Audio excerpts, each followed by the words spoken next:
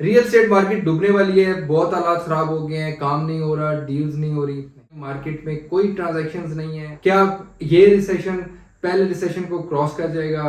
क्या 2023 की मार्केट पिछले सारे रिकॉर्ड तोड़ देगी? रिसेशन के, बुरी मार्केट के रिकॉर्ड सारे तोड़ देगी? और 2023 की रियल एस्टेट मार्केट क्या वर्स मार्केट होने वाली है? ये सारा कुछ हम इस वीडियो में डिस्कस करने वाले हैं, तो एंड तक जरूर वीडियो देखिएगा, जरूर इससे आपको फायदा होगा और आपको पता चल जाएगा कि रियल एस्टेट मार्केट 2023 में क्या होने वाली है और इसमें हमें क्या करना चाहिए। अगर आप चैनल पर नए हैं तो सब्सक्राइब का बटन जरूर दबा दीजिएगा और बेल आइकन का बटन भी जरूर दबा दीजिएगा ताकि आपको टाइमली अपडेट्स आती रहें। और वेलकम बैक जी, वैसे मैं आपकी खिदमत में दोबारा हाजिर हुआ हूँ। उम्मीद करता हूँ आप लोग सब खैरियत से होंगे, मैं भी आपकी दुआओं से खैरियत से हूँ। आज हम बहुत ही इंपॉर्टेंट टॉपिक पे डिस्कशन करने जा रहे हैं। मार्केट में ये कह रहे हैं जी मार्केट बहुत खराब हो गई है, बहुत हालात खराब हो गए, ट्रांजैक्शंस नहीं हो रही हैं, प्लॉट सेल नहीं हो रही हैं, मुल्क की पॉलिटिकल सिचुएशन बहुत खराब है। तो जी ये एक बात मैं आपको क्लियर करता चलूं कि real estate market always need correction after certain time period.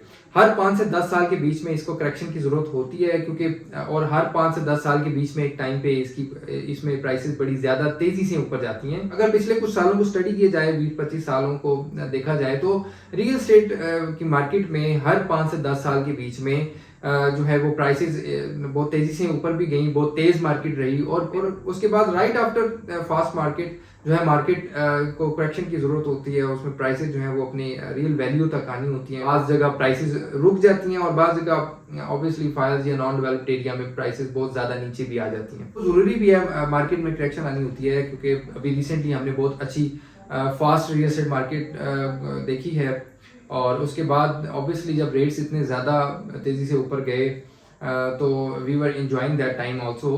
तो अभी मार्केट जो है वो करेक्शन की पोजीशन में है, करेक्ट हो रही है, प्राइसेस में एडजस्टमेंट्स हो रही हैं, अपनी रियल वैल्यू पे आ रही हैं। उसमें रीज़न यही होती है कि इन्वेस्टर्स बहुत सारे इन्वॉल्व हो जाते हैं, पैसे बहुत सारे इन्वॉल्व हो जाते हैं। तो जो एंड यूजर्स होते हैं उनकी बाइंग पावर से भी बाजू चीज़ें ऊपर चली जाती हैं। तो ये करेक्शन बहुत ज़रूरी है। एक तो ये कि वो प्लॉट्स अपने ओरिजिनल वैल्यूज तक आ जाएं। अच्छा, एक तो फैक्टर हो गया आपकी मार्केट करेक्शन की जरूरत थी। सेकेंडली गवर्नमेंट की पोजीशन क्या चल रही है। पाकिस्तान की पॉलिटिकल सिचुएशन भी आपको पता है कि खास नहीं अच्छी चल रही पिछले कुछ टाइम से। उसमें गवर्नमेंट की भी पॉलिसीज बहुत इंपॉर्टेंट होती हैं कि गवर्नमेंट जो है रियल एस्टेट इंडस्ट्री में टैक्सेस की इम्प्लीमेंटेशन कैसे कर रही है। तो रिसेंटली आपने देखा होगा पिछले साल जो है वो गवर्नमेंट ने टैक्सेस इंक्रीज किए, उसमें स्टैम्प ड्यूटी भी इंक्रीज हुई, एडवांस टैक्स भी इंक्रीज हुआ, गेन टैक्स भी इंक्रीज हुआ, परसेंटेजेस भी, और प्लस जो उनकी डीसी वैल्यूज थी, गवर्नमेंट डिक्लेयर्ड वैल्यूज जो होती हैं जिन पे अक्सर लोग ट्रांजैक्शंस के वक्त टैक्सेस पे कर रहे होते हैं बजाय इसके कि वो जो है रियल ट्रांजैक्शन वैल्यू पे टैक्सेस पे करें, वो वैल्यूज भी इंक्रीज कर दी गई।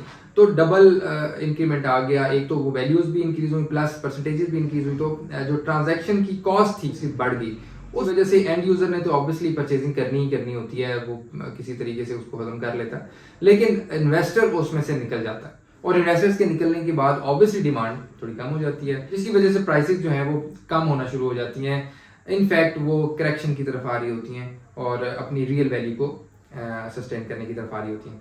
अच्छा, अगर पॉजिटिवली देखें तो गवर्नमेंट की जो टैक्सेस इंक्रीज करने की वजह से इन्वेस्टर्स वहां से निकल गए और प्राइसेस जो हैं वो स्टेबिलिटी की तरफ आना शुरू हो जाती हैं। तो इसमें एंड यूजर को जो है बेनिफिट होता है और इन्वेस्टर्स की मोनोपोली खत्म हो जाती है। तो ये मार्केट जो है वो परचेजेस के लिए बड़ी सूटेबल होती है, एंड यूजर्स के लिए बहुत ज्यादा सूटेबल होती है कि वो अपनी मर्जी की चीज, अपनी मर्जी की प्रॉपर्टी निगोशिएट करके अच्छे रेट पे परचेज कर सकते हैं। एंड यूजर जब ऑब्वियसली वो प्लॉट परचेज करता है तो वो कंस्ट्रक्शन के लिए, घर बनाने के लिए परचेज करता है। तो कंस्ट्रक्शन से रिलेटेड जो इतनी सारी इंडस्ट्रीज हैं उसमें भी ऑब्वियसली बिजनेस जनरेट होता है, तो उससे भी मुल्क की इकोनॉमी में बेहतरी आती है। बट इसका एक नुकसान जरूर ये होता है कि आपने ट्रांजैक्शन कॉस्ट तो बढ़ा दी, लेकिन ट्रांजैक्शन नंबर ऑफ ट्रांजैक्शंस कम कर दी।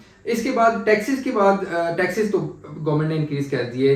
फिर ऑब्वियसली जब ट्रांजैक्शंस कम हो जाती हैं तो सोसाइटीज की इनकम भी कम हो जाती है। तो इसमें सोसाइटीज फिर क्या करती हैं कि वो अपनी फीसेस, ट्रांसफर फीसेस जो है वो इंक्रीज कर देती हैं, जिसकी वजह से ट्रांजैक्शन कॉस्ट और ज्यादा हो जाती है। ऐसी सिचुएशन में ना फिर इन्वेस्टर्स जो हैं वो दूसरी साइड पर मूव कर जाते हैं। जैसे ओपन फाइल्स है मार्केट में, बहुत सारी नई सोसाइटीज भी लॉन्च हुई हैं और पुरानी सोसाइटीज में भी बहुत सारे एरिया ऐसे एरियाज होते हैं जहाँ पे जो है वो प्लॉट डेवलप्ड नहीं होते हैं और वो एज अ फाइल जो है वो मार्केट में सेल परचेज हो रही होती है। बताता चलूँ कि फाइल्स में रिस्क ज़्यादा होता है as compare to normal plot. बाज़ औक़ात वो ओपन फाइल्स होती हैं, नाम पे ट्रांसफर भी नहीं होती हैं। तो प्लस उसके साथ ये भी मसला होता है कि सोसाइटी जो है क्योंकि नॉन डेवलप्ड एरिया होता है और उसमें डेवलपमेंट कितने टाइम में होगी, डिलीवरी कब होगी, उसमें बाज़ बल्कि अक्सर ये होता है कि डिलीवरी लेट होती है, सोसाइटी की तरफ से डेवलपमेंट का काम नहीं होता, तो उसमें प्राइस एप्रिसिएशंस नहीं आती हैं।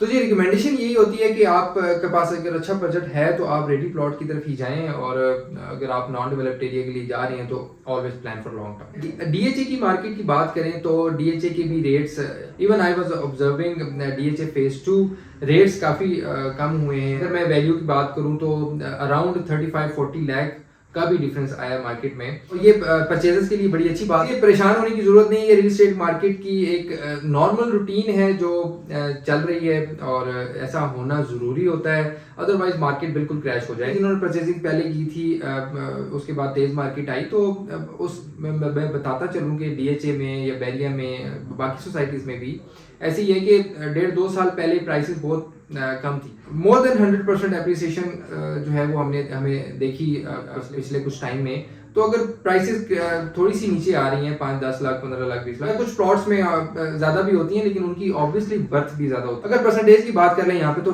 अराउंड 10-15% जो है ना वो प्राइसेस नीचे आई होंगी। पॉजिटिव बात यह है कि मैं कुछ टाइम से ये देख रहा था कि मार्केट में अगर ट्रांजेक्शन कम हो रही हैं लेकिन डेवलपमेंट का काम बहुत सारी सोसाइटीज़ का बड़ा अच्छा चल रहा है। अगर मैं डीएचए की बात करूं तो डीएचए में फेज़ 5 में भी काम चल रहा है। डीएचए 2 और फेज़ 5 की जो ओवरहेड ब्रिज बन रहा है, इंटरचेंज बन रहा है, उसका काम बड़ी स्पीडीली चल रहा है। डीएचए फेज़ 6 की अगर बात करें तो वहाँ पर भी डेवलपमेंट का काम चल रहा है। अभी रिसेंटली डीएचए फेज़ 4 में एक नया सेक्टर, ओवरसीज सेक्टर लॉन्च हुआ और उसमें बड़ा अच्छा डीएचए को रिस्पॉन्स मिला। उसकी ट्रांजेक्शंस भी चल रही है, मैं वीडियो का लिंक ऊपर दे देता हूँ, आप देख लीजिएगा।